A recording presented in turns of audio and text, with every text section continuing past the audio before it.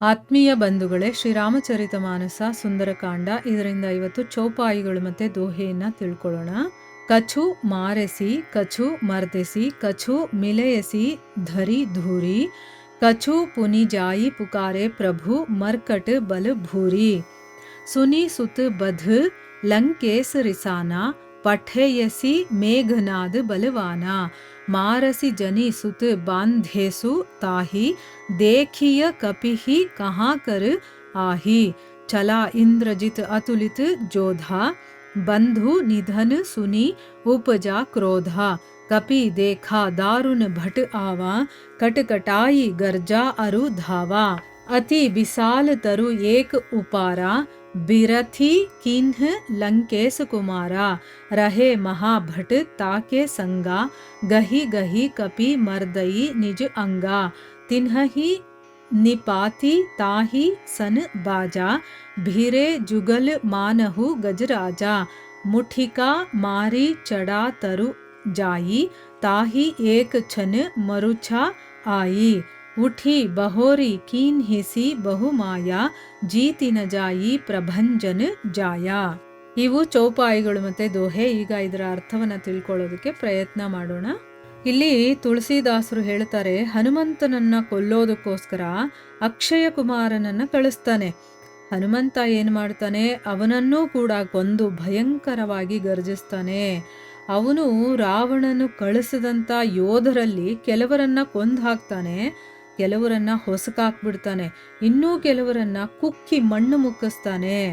ಅವನಿಂದ ತಪ್ಪಿಸ್ಕೊಂಡಂತ ಕೆಲವರು ಮತ್ತೆ ರಾವಣನ ಹತ್ರ ಹೋಗಿ, ಪ್ರಭು ಆ ಕಪಿ ತುಂಬಾ ಬಲಶಾಲಿಯಾಗಿದೆ ಅಂತ ಹೇಳ್ತಾರೆ. ಅಂದ್ರೆ ನಮ್ಮ ಕೈಯಲ್ಲಿ ಆಗ್ತಾ ಇಲ್ಲ, ಅಕ್ಷಯ ಕುಮಾರನನ್ನೂ ಕೂಡ ಕೊಂದುಬಿಟ್ಟಿದ್ದಾನೆ ಅಂತ ಅಂದ್ಬಿಟ್ಟು ಹೇಳಿದಾಗ, ಅಕ್ಷಯ ಕುಮಾರನ ಮರಣ ವಾರ್ತೆಯನ್ನ ಕೇಳಿ ಲಂಕೇಶ್ವರ ರೋಷ ಭೀಷಣನಾಗ್ತಾನೆ. ಅಂದ್ರೆ ಏನು, ಅವನಿಗೆ ತುಂಬಾ ರೋಷ, ಕೋಪ ಎಲ್ಲವೂ ಕೂಡ ಬರುತ್ತೆ. ಕೋಪ ಬಂದು ಅವನು ತಕ್ಷಣ ಏನು ಮಾಡ್ತಾನೆ, ತನ್ನ ಹಿರಿಯ ಮಗನಾದಂತಹ ಮಹಾಬಲಶಾಲಿಯಾದಂತಹ ಮೇಘನಾಥನನ್ನ ಯುದ್ಧಕ್ಕೆ ಕಳಿಸ್ತಾನೆ.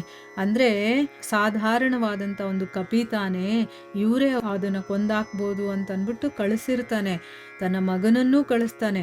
ಆದ್ರೆ ಈಗ ಇವ್ರ ಕೈಯಲ್ಲೆಲ್ಲ ಆಗಲ್ಲ ಅಂತ ಗೊತ್ತಾಗಿ ತನ್ನ ಮಗನಾದಂಥ ಮೇಘನಾಥ ಮಹಾಬಲಶಾಲಿ ಅವನನ್ನ ಯುದ್ಧಕ್ಕೆ ಕಳಿಸಿ ಈ ರೀತಿ ಹೇಳ್ತಾನೆ, ಕುಮಾರ, ಆ ಕಪಿಯನ್ನ ನೀನು ಕೊಲ್ಲಬೇಡ, ಅದನ್ನ ಜೀವಂತವಾಗಿ ಹಿಡಿದು ಕಟ್ಟಿ ಅವನನ್ನ ತಗೊಂಡು ಬಾ ಅಂತ ಅಂದ್ಬಿಟ್ಟು ಹೇಳ್ತಾನೆ. ಯಾಕಂದ್ರೆ ಅದು ಯಾರು ಮತ್ತು ಅದು ಎಲ್ಲಿಂದ ಬಂದಿದೆ ಅಥವಾ ಯಾರು ಕಳಿಸಿದ್ದಾರೆ ಆ ಕಪಿ ಬಗ್ಗೆ ತಿಳ್ಕೋಬೇಕಲ್ವಾ. ಇಷ್ಟೆಲ್ಲ ಮಾಡ್ತಾ ಇದೆ ಅಂತಂದ್ರೆ ಅದು ಸಾಮಾನ್ಯವಾದಂಥ ಕಪಿ ಅಲ್ಲ. ಯಾರು ಏನು ಏನಕ್ಕೋಸ್ಕರ ಬಂದಿದೆ ಅನ್ನೋದೆಲ್ಲ ತಿಳ್ಕೋಬೇಕು. ನಾನು ಸತ್ತೋದ್ರೆ ಗೊತ್ತಾಗೋದಿಲ್ವಲ್ಲ, ಅದಕ್ಕೋಸ್ಕರ ಹಾಗೇ ಅದನ್ನ ಕರ್ಕೊಂಡ್ ಬಾ ಅಂತಂದ್ಬಿಟ್ಟು ಹೇಳ್ತಾನೆ. ಮೇಘನಾಥ ಅಂತ ರಾವಣನ ಮಗ ಇದಾನಲ್ಲ, ಅವನ ಇನ್ನೊಂದು ಹೆಸರು ಏನು ಅಂತಂದ್ರೆ ಇಂದ್ರಜಿತ್ ಅಂತನ್ಬಿಟ್ಟು. ಏನಕ್ಕೆ ಅಂತಂದ್ರೆ ಅವನು ಇಂದ್ರನನ್ನೇ ಗೆದ್ದಂತಹ ಅತುಲ ಬಲಶಾಲಿ ಅವನು. ಅದಕ್ಕೆ ರಾವಣನೇ ಅವನನ್ನ ಇಂದ್ರಜಿತ್ ಅಂತ, ಇಂದ್ರನನ್ನೇ ಗೆದ್ದವನು ಅಂತ ಅವನಿಗೆ ಬಿರುದನ್ನ ಕೊಡ್ತಾನೆ. ಆ ಬಿರುದು ಕೂಡ ಅವನ ಹೆಸರೇನೆ. ಅವನ ಹೆಸರು ಮೇಘನಾಥ ಅಂತ ಅಂದ್ಬಿಟ್ಟು ಅವನೇನ್ ಮಾಡ್ತಾನೆ, ಈಗ ಯುದ್ಧಕ್ಕೆ ಹೊರಡ್ತಾನೆ. ತಮ್ಮನ ಸಾವನ್ನ ಕೇಳಿ ಅವನಿಗೆ ಸಿಟ್ಟು ನೆತ್ತಿಗೆ ಏರ್ಬಿಡುತ್ತೆ.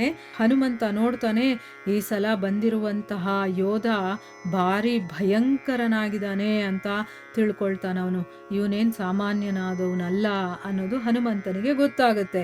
ಗೊತ್ತಾಗಿ ಹಲ್ಲುಗಳನ್ನ ಕಟಕಟ ಅಂತ ಕಡಿದು ಗರ್ಜಿಸ್ತಾ ಅವನ ಕಡೆ ಹೋಗ್ತಾನೆ.